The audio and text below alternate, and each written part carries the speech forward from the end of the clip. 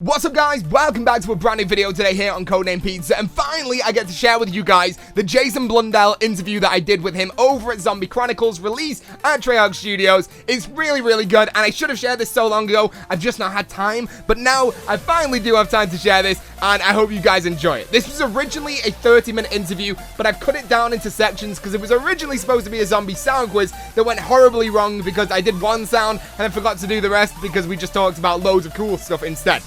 So I hope you guys enjoy this thing. I've cut it down into three things: Gobblegums and the future of Gobblegums inside of these games. We cut it down into enemies that we've seen in the past and enemies we might see in the future, and also the final thing, which we talk about Easter eggs, character-based Easter eggs, and also he gives us a subliminal message about what characters we're going to be playing with on the first map on disc on Black Ops 4. I hope you guys enjoy it. If you've not already, please do smash a like right now. We're aiming for 1,115 likes on this video. Let me know inside the comment section after you've watched this as well what characters you think we're going to be playing with on the first map in Black Ops 4 after you see Jason Blundell's little subliminal message, and I'll see you guys soon. Thank you so much for watching, and peace out, boys.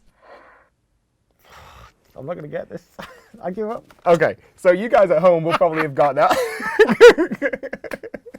But it was the Gobblegum machine. Oh, wow. And for me personally, Gobblegums have mixed up the game. I love it. I mean that in a good way. Yeah.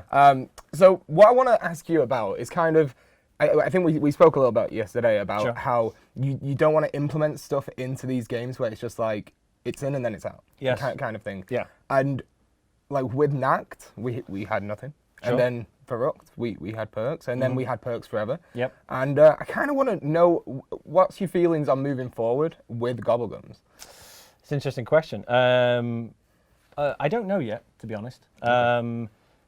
It was a big experiment. It was a big bet because there's certain things that I kind of put in as one-off experiments to kind of judge stuff and see how things work. Yeah. There's other ones where I never want to put a half-implemented thing in, but I'm okay with putting something in that I only maybe try once to kind of get a reaction. So it's not like I never want to put something in that only happens once. But Gobblegums was the idea of consumables, the idea of something. I was looking for a variety on the perk bottle system, but something that had a different kind of cadence to it, and something that was opt-inable. Yeah, if that's a word, but didn't force it on the player either. There's a very deliberate reason why I didn't pull out perk bottles when I put Gobblegum in. Yeah, because you could. Yeah, I could say, here's the Gobblegum system. All perks are gone, and if you want that that perk is just a Gobblegum. Yeah, of course. Yeah. But I didn't feel that was the right move to make. No. And so the idea being that you have a Gobblegum system, and if you want to engage with that system, you can. And if you don't, it doesn't ruin it. Exactly. Now, I did play every so often and say, like, there's an Easter egg where you had to have a Gobblegum to do something. It just threw everyone off on Zetsubo. Like, no one expected you to be able, like, to put something in like that. And I think you guys heard about that, like, when it happened, and you obviously didn't do it again. Yeah. But that was strange. I was just interested to see what would happen. Yeah. I was genuinely interested because I didn't want Gobblegums to be a system that interfered, but I wanted it for. So Gobblegums is kind of great for people who are kind of new. Yeah, of course. And then I think they're also great for guys like yourself who, let's say you kind of made content on the map. Yeah. You can load in with a certain set of Gobblegums and then make a very different experience. Every single game is different with Gobblegums. Yeah, so I like that idea that you guys could play with a different kind of palette each time. Yeah. And you could say, I'm going to make this game and I'm going to make it about this because this is the Gobblegums I'm setting up. But someone who wants to be a traditionalist, he doesn't have to engage in it. Yeah. So that was the kind of motivation behind it. Going forward, I don't know. I'm still thinking about it. Okay, cool. Because honestly, it's so good. Because like we said, it's like changes every single game. It makes it unique. So I would say maybe. You're saying a vote for Gobblegum, right? Only as long as Killing Time comes back. That's like that's my jam right there. Little known fact. Yeah. I'll do my Michael Caine. Not many people know that. Little known fact is that we actually have an engineer who implements the kind of code for the Gobblegum system, and he's the one who names them as well. So he has an absolute riot of a time naming them. And he comes into me and he'll say, oh, got a new one. Here you go. Ready for this? And then he'll present it. And they're all like little puns on things, little plays on words. And I love that. I love that when that kind of works. So everyone involved in these kind of subsystems, it's very interesting. Yeah. are just super passionate about the subsystems they put in. And I request it and stroke demand it out of my guys because I feel like if you love the thing and you're putting energy and passion into it, hopefully that's translating onto the screen. Hopefully you guys at home feel that. Yeah. So that's the attempt. Wow. Well, there you go. Gobblegums may be confirmed. That was a bit of a stretch then. You see what you did then? We'll see. Just clickbait 101 right there. Gobblegums. Blundell says it. Yeah. Talk to me about the Panzer pizza. See, they're not like controversial things. They're just things I'm interested in Okay. to see like why you implemented some stuff in certain ways. And Yeah. I know what I'm gonna say now we touched on yesterday, but I definitely want people to hear it at home. Mm-hmm. Which is like, I was saying like the Panzer, it completely fitted in with what we've had before. Mm-hmm. And kind of like, even like the Brutus from Mob of the Dead. Yeah. I'm just naming your maps there. Hey, name the other ones as well. But but even like Brutus, like it was kind of, it's like a zombie version of a dude that's already there. And then Panzer again. But then like, we left Origins, Shadows of Evil, and it's like, yo, just huge monster just knocking about. And I want to know, were you nervous about that? Yeah. And by the way, these are all the forerunners that led us to the idea of putting the spider in for Zetsubo. Oh, yeah. And at first glance, you might not see the connection there, but the idea of putting in a character that, and we'd done Novacrawlers in the past and Denizens and other things. Mob of the Dead. The good old Mob of the Dead trailer. We've done those kind of things, and we like the idea of every so often a character that kind of makes you think differently, act differently, behave differently. You have to, when you're in a fight, and let's say Brutus turns up, or if a Panzer turns up, or a Novacrawler's running around, you have to change your priority in that moment, and we like that because it's professionals. When you see them play it, they have all the timing down and their training down and so forth. And when someone like that comes in, you see they have to rapidly mix the game up, and then reprioritize what they're doing. And we like that. When it came to go to your question, when it came to like the Margwa, and actually, to be honest, I wasn't as scared about the Margwa as I was about the parasites. Really? Why? Because the parasites are kind of like, I was going to say Nova 6, but they're not really, but as in like that bonus round from like Die Rise, you get the Nova 6, that kind of reminded me of parasites. Like, they're not too much of a, like, it's not crazy. I would tell you something that we probably spent more time on the balancing of the parasites. Because I was like, okay, it's great to have them, but we use a term in game development, popcorn enemies. It's called. And popcorn enemies. The idea is, it's something that actually doesn't have a overwhelming threat on you, but moves your attention, so that layered design and mentality can then put other pressures on you. Like I mentioned, that when Brutus turns up, it changes you. The parasites can turn up, and if you notice, they can't really fully kill you. But what they can do is, I've been downed by you. But what they do is they consume you a little bit mentally, and then you can dismiss them at certain times, or you lose track of them, and then you're looking at other things, and then it's like death by 1,000 paper cuts, right? So it's that kind of, it's a small thing that's supposed to annoy you a little bit, but not piss you off. Like, if we'd put the health up just a little bit too much, it would have been disastrous. And so that's why we're playing with it all the time. How many are we doing? What's the pathing on those things? How much damage do those things take? And to be honest, I put more energy and more thought into that than probably the Margwa, because I was really happy about how contained that thing was, and we had experimented with that kind of mini boss, if you will, in the past, or special character. But the parasites was the one that really kind of really kept me up at night.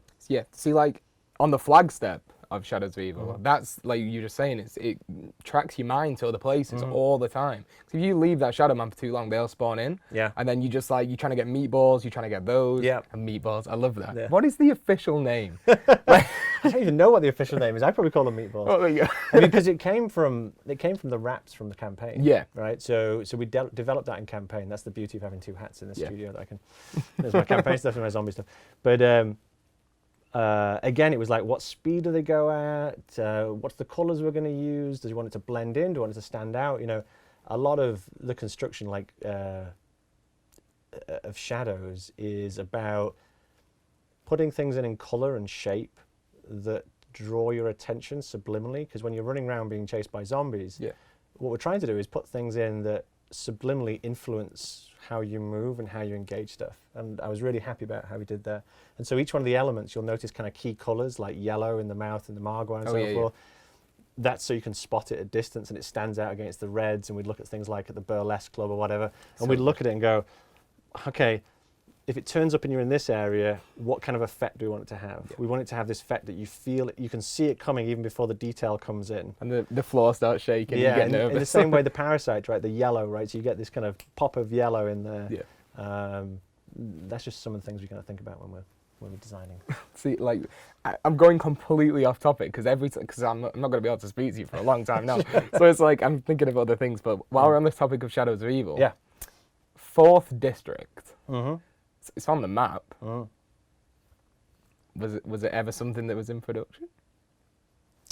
No comment. Okay, Origins. Yes. So I know, and I keep on saying this, but we have been talking quite a bit. Mm-hmm. But I asked you yesterday about certain Easter eggs being able to be done with so many players and stuff like that. Originally, yeah, did you have any idea that Origins could be done solo? Because it was that button step that you just have like a fraction amount of time. Not really, no. Okay, so it was supposed to be like... Yeah, I mean, like, we had the same thing on Shadows, right, which was you had to electrify the rails, right, before you kind of call in. And again, these kind of conversations that we have, there's part of our team who feel very passionate that every Easter egg should be completable solo. Yeah. And other groups in the studio believe that, no, there's certain ones where we want them to be co-op. And there's a kind of push-pull on that mentality. And I have still not found the co-op requirement that makes me happy yet.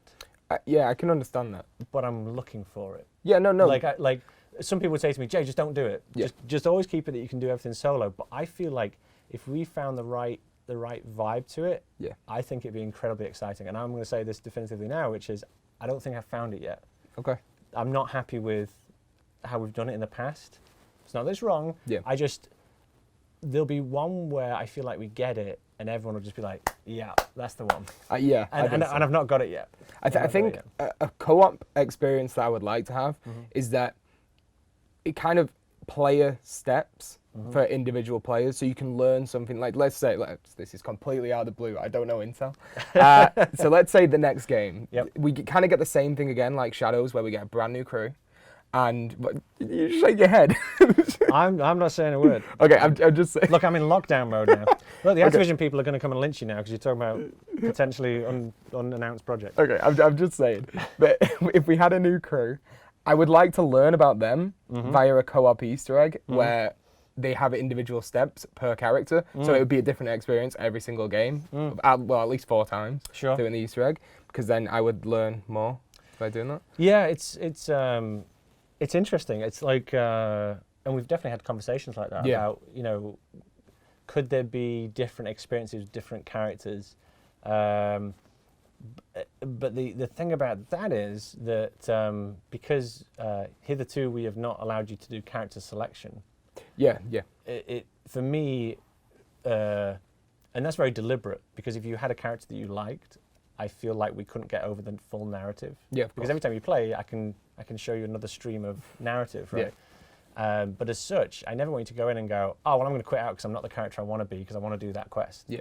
So that's the reason why I wouldn't do that. Yeah, I get you now. Because I never want you to come in and go, oh, that's not the right one. Yeah. What I don't want to see is kind of high turnovers or churn, in a public match. That makes sense, yeah. Because, I'm not Takio, I want to be Takio. Yeah. I wouldn't want to do that. That was 100% makes sense, right? That's the restrictive part. Yeah, because I was just thinking while we were saying that, like, the only step I can think of is Rick Toffin on Moon, where he has to, like, do the computer and stuff. Yeah, well, we had, in Mob of the Dead, the fact that if you're anyone but Al. Oh, yeah. So we've played with it. We've played with that thing. But it's more the fact that when it comes to the clinch moment, who you are has a decision, rather than when you start off, the majority of the game is dictated by who I am. Yeah, that makes more sense. Do you know what I mean? Yeah, so 100%. like, because it's later on and like, we're on the bridge and we've just done Mob of the Dead. Oh, who am I? Oh, our job is to do this. Yeah, because that's interesting because it's like different for both players, and I don't think either has an advantage. Yeah. It's kind of like you've got to go ham to completely kill the other guy. Right. And it's just an epic experience, especially if you've got the golden spot. You just one hit, dead.